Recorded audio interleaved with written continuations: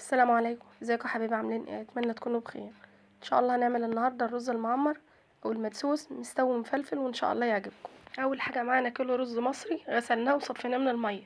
انا عايرته بالمج الشوربه الكبير 3 مجات. هنبدا بسم الله. معايا هنا طاجن هدهنه سمنه بلدي. في الوقت ده هكون حاطه الحليب على النار عشان يغلي معانا.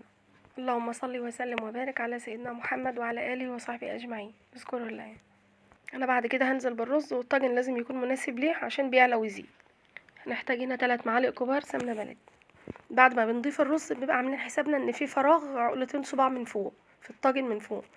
واحده منهم بتبقى ارتفاع الحليب، والتانية بتبقى ارتفاع الرز بعد ما يستوي، يبقى فيه مساحه ليه ان هو ياخد راحته، يبقى في ارتفاع ليه. هنضيف السمنه على الرز ونقلبها فيه كويس، يعني نغلف كل حبيبات الرز بالسمنه.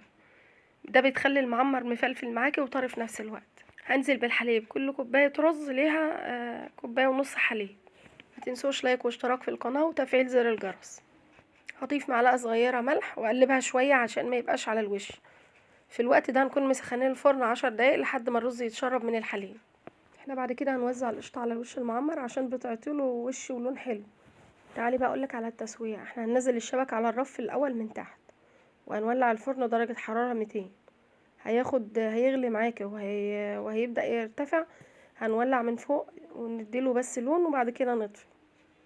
واول ما يتشرب اللبن هنهدي النار عليه. عشان يبقى مظبوط معاكي لازم تلتزمي بالمقادير دي.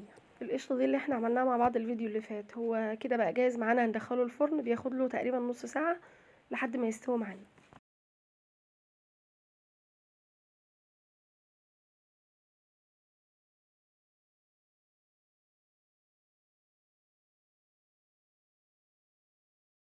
كده جاهز معانا، خرجناه من الفرن ما شاء الله، المفلفل وطري ووش كريمي بسم الله ما شاء الله.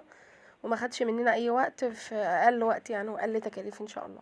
الرز المعمر بيتقدم جنبه فراخ. وبكده نكون خلصنا الفيديو بتاعنا. بألف هنا وعافية يا رب. اشوفكم الفيديو الجاي ان شاء الله. مع السلامة.